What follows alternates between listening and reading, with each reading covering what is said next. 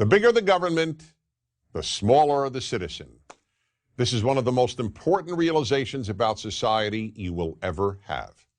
In fact, this understanding is the primary reason for America's unique success as both a free and affluent society. Everything gets smaller as the government gets bigger. Liberty gets smaller, individuality gets smaller, goodness gets smaller, and human character gets smaller. This is not a political point on behalf of a political party. It is simply an observable fact, and it's just common sense. Now, no one denies that government can and must do certain things. There's plenty for government to do. It's the government that must protect us from foreign attacks. That's why we have armed forces. It's the government that must protect us from criminals within our country. That's why we have police. Likewise, fire departments and courts are obviously necessary government institutions. And yes, when all else fails, private and religious-based charities, families, friends, then too the government must be there to provide a safety net of last resort. But it must always be of last resort. When government is the first resort, the first place citizens look when they have a problem, bad things happen. As government grows, almost everything else begins to disappear.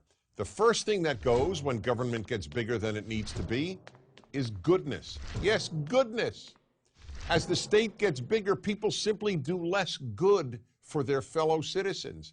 After all, why help others when the government will do it for you?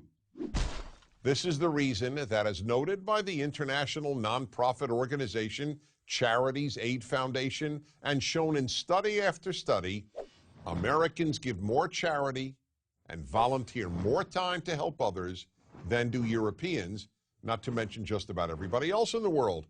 From the beginning, Americans understood that government must be small, and therefore individuals must devote time and money to helping others, as well as non-governmental institutions of goodness.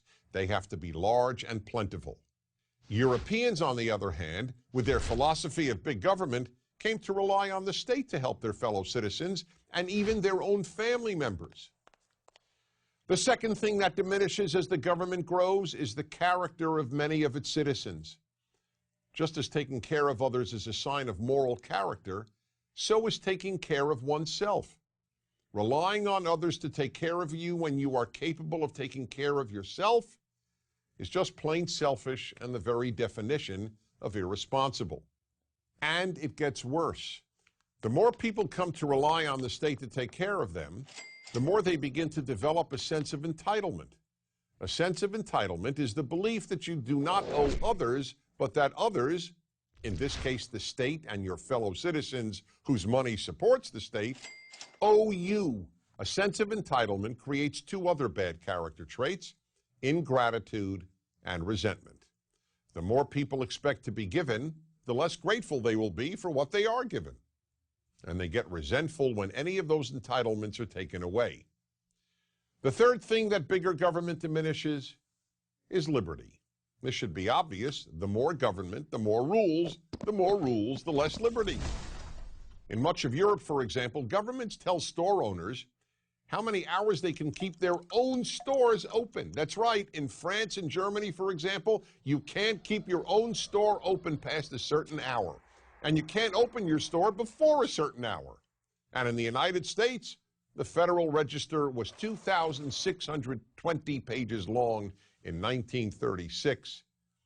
By 2012, it contained 78,961 pages of rules and regulations.